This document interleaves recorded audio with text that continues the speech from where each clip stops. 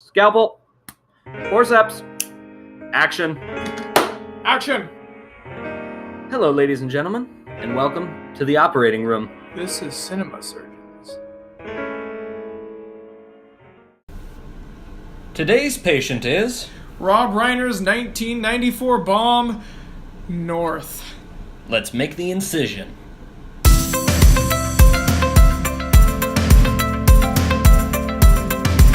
I've been waiting to do this one for a while. Well, this is only episode 3, but still, that counts. Rob Reiner's North is one of the most infamous movies of all time, often considered one of the worst. It was a huge failure when it came out. Production went surprisingly well, but as soon as it came out, it was just destroyed by critics and audiences alike. It was nominated for so many Razzie Awards. Unfortunately, didn't win any of them, though. The ones who hated it most, though, were Siskel and Ebert. They went non-stop in their review, just bashing it like crazy. I only think they stopped because they were running out of time. And both of them, without consulting each other, both declared it the worst film of 1994. Not just worst family film, but worst film out of all of them. And ouch, that's bad. This was made by Rob Reiner, the guy who made Misery and The Princess Bride. Rob Reiner seems to be one of those guys who just likes to do every kind of movie and see what sticks. This didn't stick. Now, this is based off of a book called North, The Tale of a 9-Year-Old Boy Who Becomes a Free Agent and Travels the World in Search of the Perfect Parents by Alan Zweibel. Zweibel. I'm going to pronounce it Zweibel. That's a fun name. But, so, Alan Zweibel's books, I've read a couple of them, they're very big on Jewish humor, like Mel Brooks style humor. Basically, how he is how what Roald Dahl is to Brits. He's the Jewish version of that. He's got Roald Dahl-esque fanciful things with Jewish-style humor. And as you can tell by that book, that is very much the case. This is based off of his first book. And when he was approached with the rights, he was so excited that he decided, along with his buddy Andrew Schneemann, to write the movie. He actually wrote this. Now, whether or not this is a Willy Wonka and the Chocolate Factory didn't actually write it, but he gets the credit anyway, or he actually did write it, that part's still unknown. But what is known is that this movie tainted the reputation of the book. The rest of Zweibel's books are available on iBook and Kindle and all that, except for North. North you can't find anywhere anymore. And this movie has been out of print for a long time, too. The DVD is outrageously expensive, and we looked, because we tried to find a DVD copy of this, because this is one of the most definitive, so bad it's good movies. People either hate it, or they love it because of how bad it is. Very few people actually like it for how good it is, because it's not actually good. I mean, that's spoiler alert, but if it was good, it wouldn't be here. So, let's get on to the summary.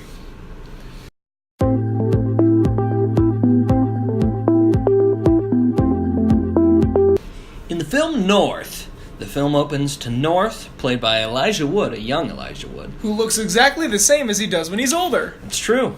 He's watching his parents argue. He then has a random outburst of emotion for no reason. It kind of looks like a seizure. It's kind of dark and okay.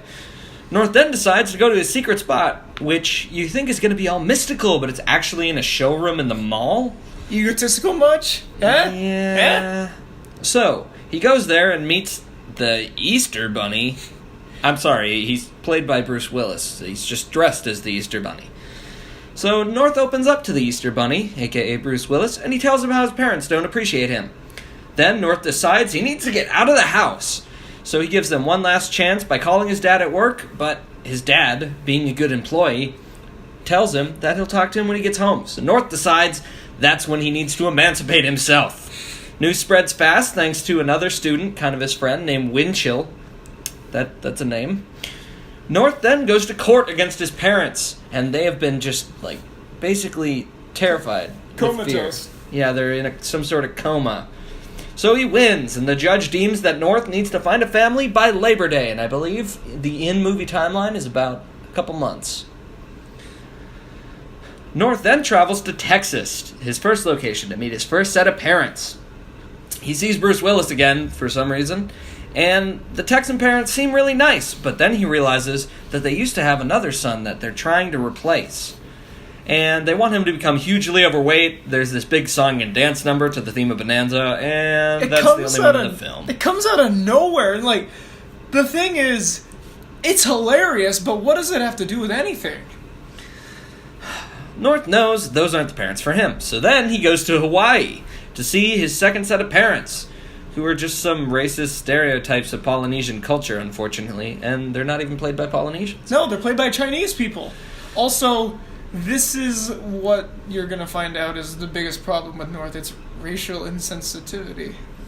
So, he leaves because they made an embarrassing advertisement about him featuring his behind.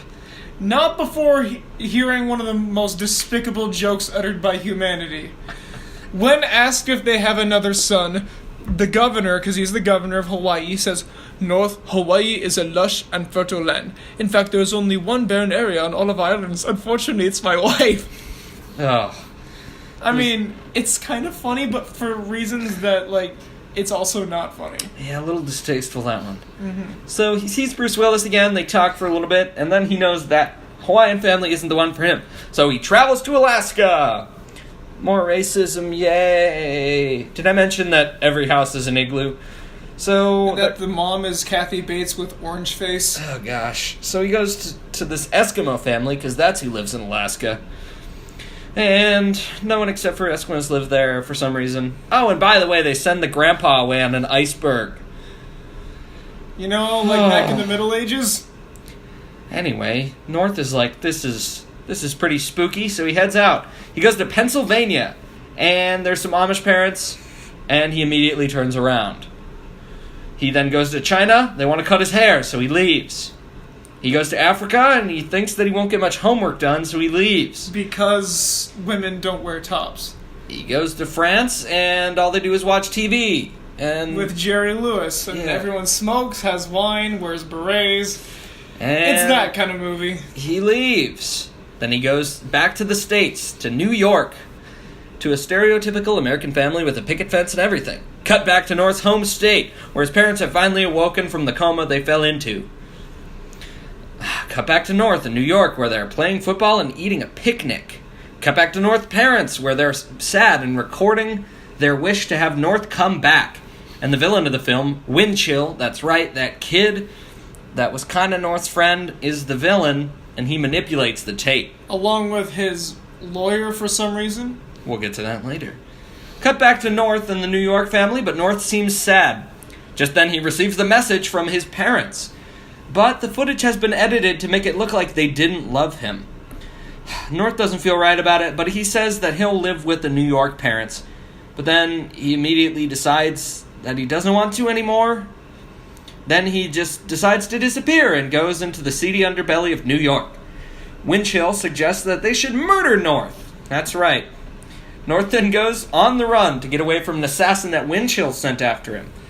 Then there's this detective kid that popped up for like 5 seconds earlier. Yeah, then he gives North the real tape of his parents, and he realizes his parents do love him. But it's all for naught, as the assassin seemingly kills North. We're in luck, though, because North didn't actually die. He met up with Bruce Willis again, who was doing a comedy show, which was fairly inappropriate. North then decides to go back to his real parents, escorted by Bruce Willis. But oh no, he's chased by some random kids through the airport for some reason. Okay.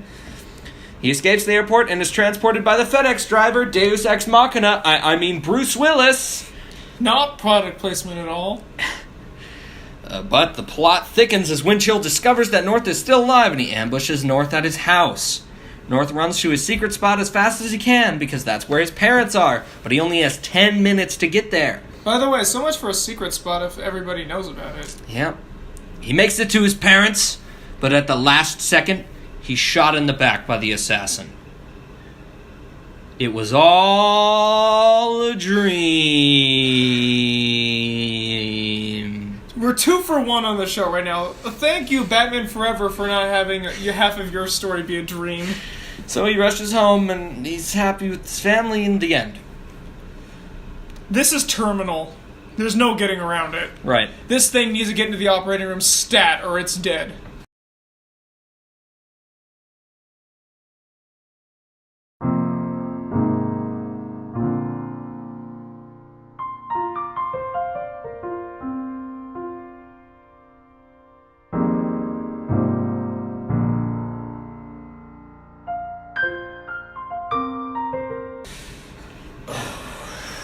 I know we normally declare what the status is at the end of this segment, but we had to declare that it's terminal. First of all, Windchill is awesome. He is awesome, but the guy isn't in any other movies, which I thought was interesting. He's not in much, at least. Let's start small. The lawyer has no reason to be bad. Yep. He's just kind of strung along, has no purpose. The song number has nothing to do with anything. There's a lot of cameos in here, like Alan Zwiebel himself playing the coach, or Reba McEntire and Dan Aykroyd as the Texas family. They're kind of nice, but some of them feel really out of place. Like, for example, George and Elaine from Seinfeld as North's parents. This is after Seinfeld, so this is already a pre-established thing. So that's just kind of weird.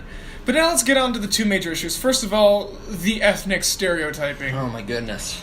There's so much. Every time he goes to somewhere that, well, even in the United States, they make ethnic stereotypes constantly. The only ones that really attack white people, per se, are Texas and France. Yeah. But even still, that's still ethnic stereotyping. Now, there's a difference between fun ethnic stereotyping, like in The Drowsy Chaperone, or mean, like this. Because all this does is just play on stereotypes and doesn't really do anything with it. Yeah, it's just... Rob Reiner claimed that this movie was supposed to be like a travelogue. You know, like one of those old things you'd find in the 40s. But the thing is, that was the 40s. That's when that kind of humor was acceptable. This was 1994. That was way too late. God, that was no fun. And of course, it was all a dream. I mean, come on. Why? This keeps happening to me. And this is one of the big issues, I think, is the movie doesn't really have a good sense of world. Now, I know that kind of seems small in comparison to the ethnic stereotyping, but think about it. The book was trying to be like the Roald Dahl style world, where everything is slightly down to earth, but also kind of twisted and weird. How things seem right on the surface, but somehow there's that kind of creepy undertone, like in Charlie and the Chocolate Factory, James and the Giant Peach. You know the type, right? So, this movie tries to do it, but it chickens out. All the really exaggeration stuff is ethnic stereotyping, which makes it seem more at home because that stuff is, you know, like I said, stereotypes that we'd find in this world. The environments don't really seem very strange, aside from one or two costumes, which are just stupid. The only time I really felt like they got the Roald Dahl stuff right was in Alaska, where they had the little igloo mailbox stuff, where they kind of had this big Tim Burton-esque Wonderland thing. It didn't look amazing, but it at least had some sort of style. Everything else just looks kind of normal and bland. You can even tell this in the names of the characters, like North or Governor and Mrs. Hull, but even still, they're barely given any names. Half the characters don't have names. North and Winchell are the only ones that really have that, but even then, they're not given last names, so it's a little hard. Right. And then otherwise, they're just stereotypes, like Governor and Mrs. Ho again. That's short for Hawaii, how most people mispronounce Hawaii, you know? And then there's Ma and Pa Tex. The thing is, it tries to do this big Charlie and the Chocolate Factory, James and the Giant Peach, Matilda stuff, but it misses the idea. Now, the book captured it pretty well, albeit it was a very short book and didn't really have that much content. But it still was able to capture a lot of the stuff, and it was able to get that style. This movie misses it, and I don't know why. It should be able to do it because Alan Zwiebel wrote this thing. It should be able to capture the world perfectly well, and even some of the actions. Like the whole thing that the Texas family has where they have the fat son and now they have North, so they want him to grow bigger. That seems like something you'd find in a Roald Dahl book. That's a good idea. But they don't do anything else like that. Yeah, so the best thing we can do is move this terminal case right onto surgery because we have to fix it, otherwise this movie might not survive. I've got a miracle cure in the works, and we'll see if this will work.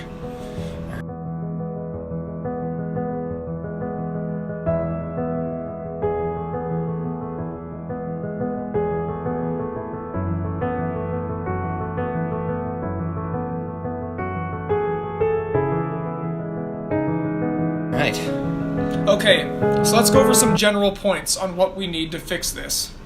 No more ethnic stereotyping. Please. Just cut it out. Have more realistic interpretations of what those people are like. I mean, honestly, it's probably easier to find actual people. Like, they did research on Eskimos, but, I mean, that's not really the majority population of Alaska. and it's shrinking more and more. Even back then, it wasn't that huge. Yeah. Also, like I said, have a bigger, stronger world. As stupid as that song number was, I think North would have been a lot closer to what they originally intended if it was a musical. That would have been fun. I would have liked that. I mean, think about it. Every family he goes to has a song, and they get to do something big and bold. North gets to sing about how he's not satisfied with anything. This could have been, maybe a lot of this problem stuff could have been excused if it was a musical, because what else could you do if having a Roald Dahl crazy twisted world than have a musical with some dark songs? I mean, the Bonanza song was light and upbeat, but it was still pretty dark at some points. I mean, things like that. And that could easily fix a lot of your issues. Also, North, make him more of an interesting character. I would say that North was what you call a Mary Sue. Everyone liked him. He's good at everything. He's not really flawed. And then Bruce Willis's character was a fun recurring character because he got all these different costumes and he acted like he was a different person every time. But he was what I would refer to as a deus ex machina. And he did it so many times in the movie. That's why I just called him that in the synopsis, because that's what he was. Yeah. And it's a little unclear with some of the stuff. Do North parents actually not appreciate him? In the book, it's very clear. They don't. But in the movie, they're just busy. It's kind of like how Coraline viewed her parents, and she was portrayed as in the wrong. This is the exact same portrayal, but North is portrayed in the right. Really, North is the one at fault here, because he just doesn't want to admit that his parents are too busy. I mean, they love him so much. If they really didn't appreciate him, would they really go through all these lengths to get him back? So one of two things you could do is either make the parents actually bad, or the more interesting one, make North genuinely unappreciative. Right. That way he gets a little bit more character. Because imagine this, he's this prodigy, but he resents his parents for not giving him attention, even though they do give as much as they can. Right. And it would be one of those films that would be interesting to have. It'd be a good lesson for kids, because I know a lot of people growing up, their parents are very busy, and they only do it because they want to provide for the family. Mm-hmm. And it's important for children to know that they're not actually being neglected in that. That's actually a show of love, in that those parents are working so hard to be able to provide. So that would be a good lesson. It'd be kind of unique in that way, and having a main character in the wrong would avoid him being a Mary Sue. Exactly, and you could keep a lot of the script intact, like the scene where he calls the parents. You could keep that in, because it is shown that North just rushed everything. Right? Now, this is my miracle cure. The day after we watched this, by the way, the day we watched it, we were having a ball, because that was so much fun. But the next day, all I could think about is, how can we fix North? How can we fix North? So what do? I come up with an outline of how I would have made this movie. Oh. It starts off pretty similar, but it gets pretty different. First of all, general notes. North is exactly like how we said he was. He's got that fault. Now, every family he visits teaches him about being a son, or about parenting, and puts things into perspective. No ethnic stereotyping, it has the Roald Dahl world, and yes, it'll probably be musical. So, here we go. Start off with North. He's a typical 9-year-old kid in the suburbs, appreciated and loved by everyone except his own parents, or so he says. Really, his parents are just really busy, and they love him. They try to do everything they can for him. They go to his games and stuff, albeit they usually get paged and they have to leave, but North just won't listen to what they have to say. They're so busy, yet he considers them neglectful. And so he can't stand this. So he has the idea, well, what if I just leave and become a free agent? And nobody's willing to take his case except for this one sleazy attorney, Arthur Belt. Arthur Belt's like, hey, I'll do it because, hey, I'm broke, I need a case.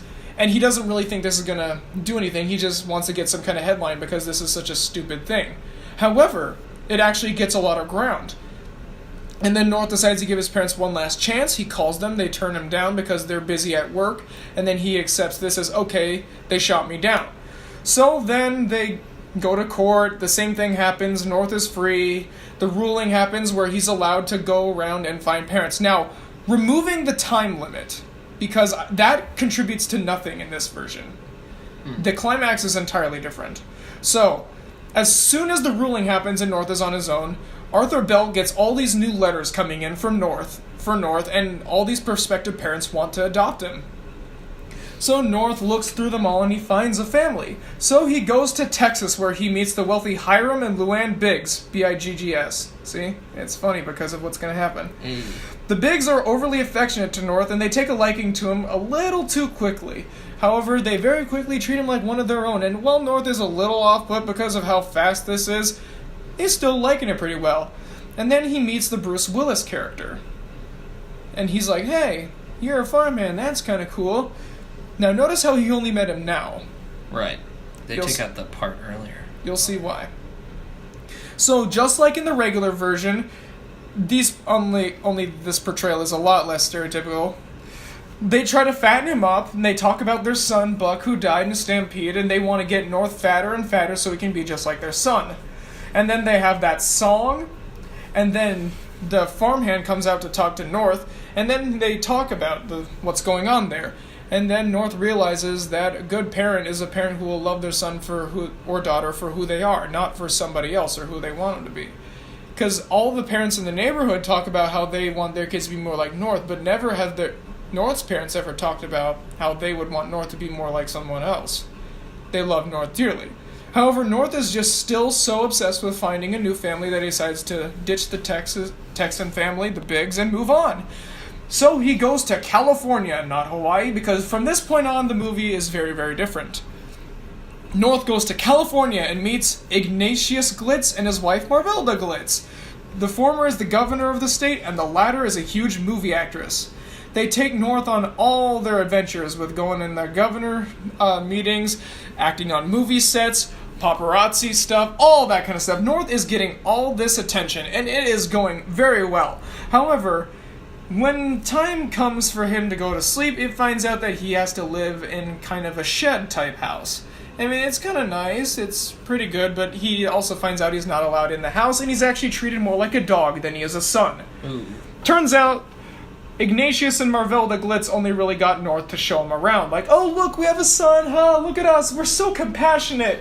And this is very further shown when they bring North to a charity banquet, and the dad talks about how he selflessly reached into his heart and adopted North and doesn't let North talk, and they treat him more like property. So North leaves to go, quote-unquote, get air, and then he meets the Bruce Willis character, dressed as a tourist. And then they talk about that, and they find out that, you know, parents are supposed to make the kids happy and feel better about themselves, not the other way around. Having a parent that just uses their kid as a social status tool isn't really a good parent. So North realizes that he kind of had it good with his parents and is thinking about going back home. However, Arthur Belt comes across a newspaper that says that the kids all over the world are taking North's example, and they want to do this big revolution. Winchell is not in this, because he's not really needed. He's great, I agree, though. You don't really need a villain to this movie, especially if you go with the North is in the wrong kind of thing. Mm-hmm. Or even if you did kind of a middle ground, North is in the wrong, but also his parents should maybe devote a little more time to him. You could go with something like that. Exactly. But he sees all these words about it, and he'll see some stuff on TV, and then Arthur Belt's like, no, this is too big. We need to keep this going and keep our momentum going, because, you know, he's very happy that he's finally gotten all this attention, and the kids want him as the lawyer, too. And like I said, he used to be down in the dumps. The original movie doesn't really portray it that way. So he recommends that North tries other countries. So North goes to Sao Paulo, Brazil, and meets Alano and Francine Leonardi and their daughter Yasmin. They're very nice, but the thing is the parents don't run the family. The daughter does. Ooh. And I do mean this literally. It's basically a role reversal where the daughter is the parent and the parents are the kids. The parents have to ask the daughter permission to go out and do stuff, and the parents get in fights and the daughter has to fix everything. See, it's that kind of Roald Dahl style where you turn everything on its head. And then North sees that, yes, this is what happens when there's no discipline. He always thought his parents were a little too harsh on him, and yeah, this is what's needed. And Bruce Willis, of course, talks to him about that. So North travels to Egypt, where he meets Amir and Sari Mikhail. They're a very influential business family, and everything seems to be going very well. They have everything planned out for North's life. And I mean everything. They have giant spreadsheets and charts about every single detail of his life. Like how he's going to graduate at a certain age from a certain college with a certain degree and a certain minor. He's going to have a midlife crisis at 43. He's going to marry this specific girl. He's going to go on to build the 8th wonder of the world, which is going to be this grand coliseum. They have every single story beat of his life planned out, and they want to make sure that he goes by it exactly. So Bruce Willis, as a to Egypt foreign, but as a traveler, like a business agent, comes by, and then he tells North about strict parenting, and then that puts North's perspective of strict parenting into perspective. How he thought his parents were too stern, but North kind of realizes, well, at least they let me live my life. North goes to a small coastal town in England and meets Captain Strongarm and his first mate/wife, Eliza Strongarm. They promise North an exciting life full of adventure. In fact, their life is so exciting that they live in a submarine and hunt monsters for a living. And their cabin boy, so to speak, is Bruce Willis. Except they don't acknowledge him ever. Which is the first time that North starts raising his eyebrow, like, what's going on here? So, they're deep-sea explorers, and they go around fighting monsters, and North is all excited, but Captain Strongarm and Eliza Strongarm are very clearly putting North into harm's way. Like, whenever there's a hole in there, they have him go plug it up, they have him fix dangerous machinery.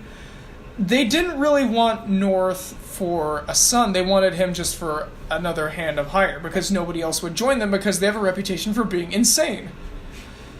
And North wants a life full of adventure, but they only want him to help, and then he just shows, okay, these people don't really care about me because they're just willing to throw me aside, and once I get burnt up, they're just going to get another one. And then he realizes his parents actually cared about him as an individual. North only has one family left, one that he really likes. He read all the others and he didn't really like them. This one seems perfect. He travels to a small suburb in Maine and meets the Craven family.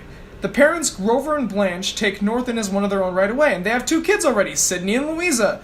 Things seem really great, because, they're just a great, typical 1950s American family.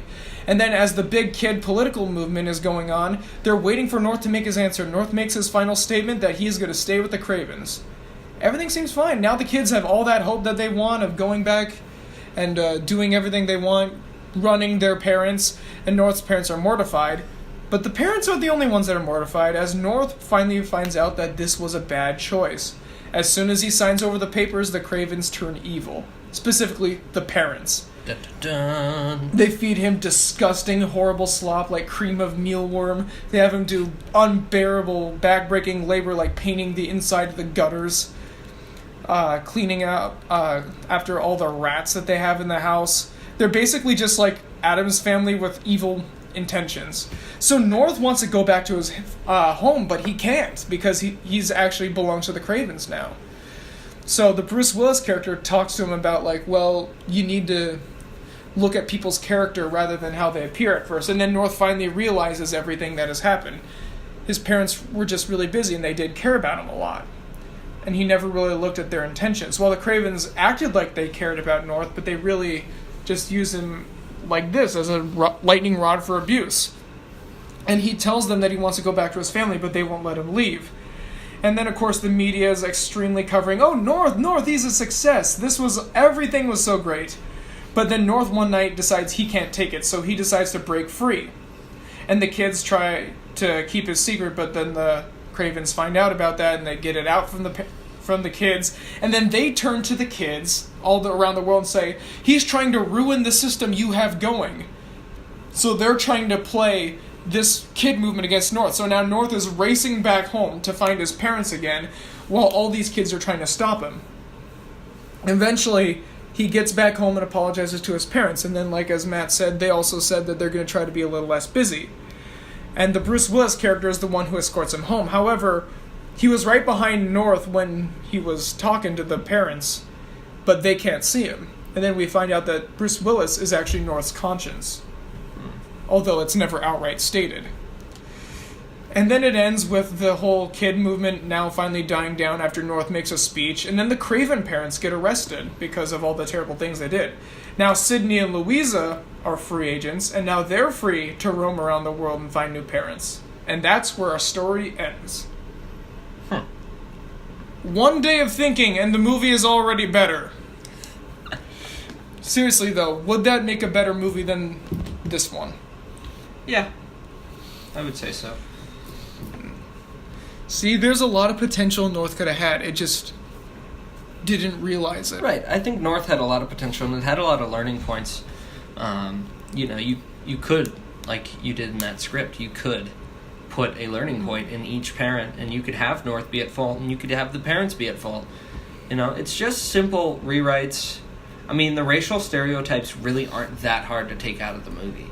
You could keep the same states if you want. You can change the states. You can change the countries or whatever. Wherever you go, you don't have to have the stereotypes. You can just do kind of general lessons like you did in that script. And even without the lessons in this movie, the parents just feel pointless.